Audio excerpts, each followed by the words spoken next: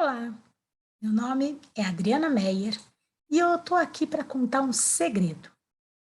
O segredo de como é importante a gente assumir a responsabilidade por nossos sentimentos. Pois bem, 4 posts atrás, anteriores, eu acabei falando um pouquinho mais sobre os perfis comportamentais. Eu usei cada uma das ideias dos perfis para falar rapidamente como age um comunicador, um executor, um planejador e um analista. A minha ideia era apoiar o autorreconhecimento e trazer um sentimento maior de compreensão e empatia. A partir do momento que você se visse num dos perfis ou conhecesse alguém e identificasse nesse perfil, você indiscutivelmente estaria reforçando um pouquinho mais a sua ideia de como é importante essa percepção do que a pessoa ressalta no dia a dia dela. E se eu sei o que é importante para mim e importante para os outros, a minha abordagem, a minha comunicação, ela automaticamente se torna mais fluente e menos violenta. Por exemplo, quando a gente fala dos perfis e conhece um pouquinho deles, a gente tem que levar em consideração 4 itens básicos. O primeiro é que reforçar que todo mundo tem os 4 perfis. O que acontece, que seria a segunda coisa muito importante, é que às vezes a gente tem em predominância um específico, ou 2, ou até mesmo 3. E essa predominância nos traz características e, ao mesmo tempo, nos permite trazer variedade para o grupo a partir do momento que eu mesclo entre comunicador, executor, planejador e analista. Não adianta eu ter um grupo só de executores, por exemplo. Todo mundo começa a fazer e ninguém termina. Aliás, às vezes as pessoas começam a fazer de qualquer jeito. O ideal é ter um equilíbrio entre os executores, que gostam de executar o processo, e analistas, que fazem, de repente, uma construção, ou mesmo um planejador que faz uma estruturação para que depois a gente realize esse projeto. O que eu estou dizendo é que toda vez que a gente fala de um perfil comportamental e estuda e analisa esse perfil, qual é a predominância que a gente tem na gente mesmo, automaticamente a gente começa a lidar com as emoções de uma forma mais construtiva, mais positiva e nesse meio de autoconhecimento, assim que eu me identifico, eu começo a perceber, eu trago à luz percepções que são muito mais evidentes e funcionais para mim. É assim que um executor, é assim que uma pessoa planejadora, ou mesmo analista ou comunicadora, conhece um pouco mais de si e dos outros.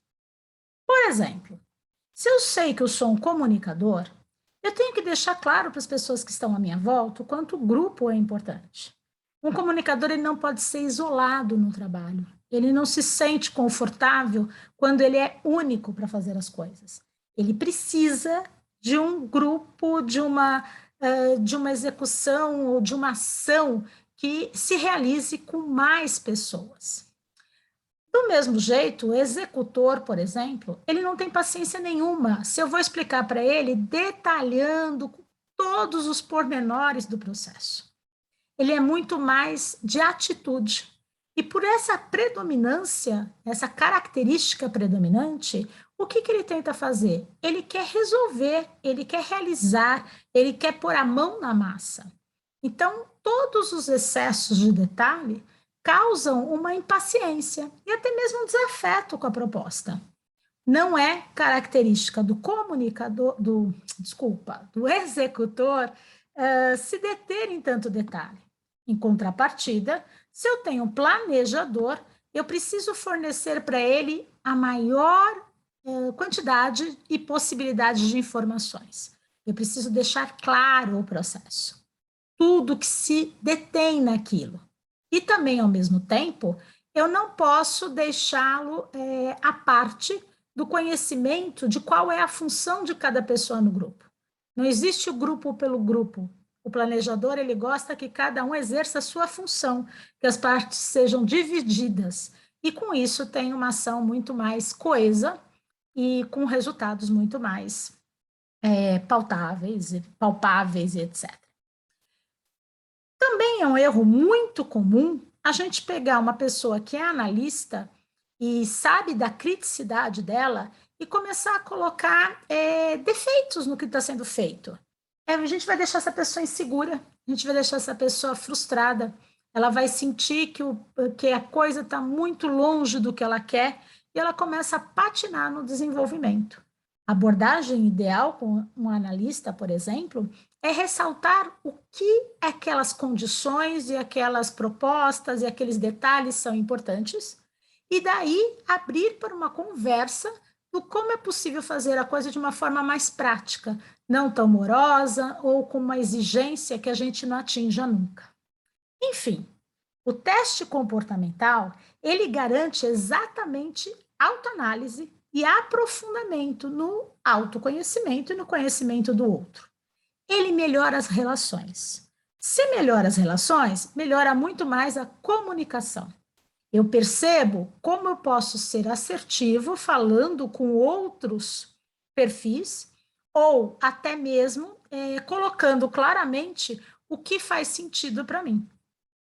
Essa ação, essa atitude, ela vem numa conversa quando você faz o teste e logo depois você faz uma devolutiva sobre o teste.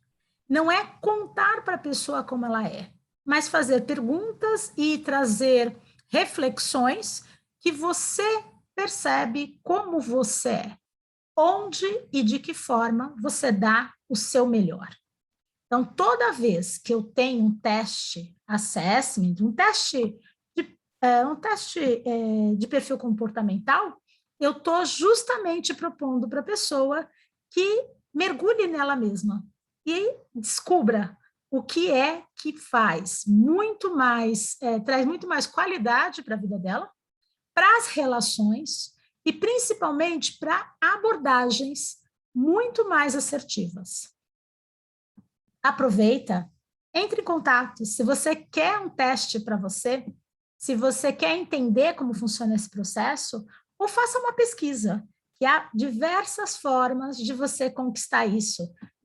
Muito mais eficaz, barato e de uma certa forma, com experiências e possibilidades interessantíssimas.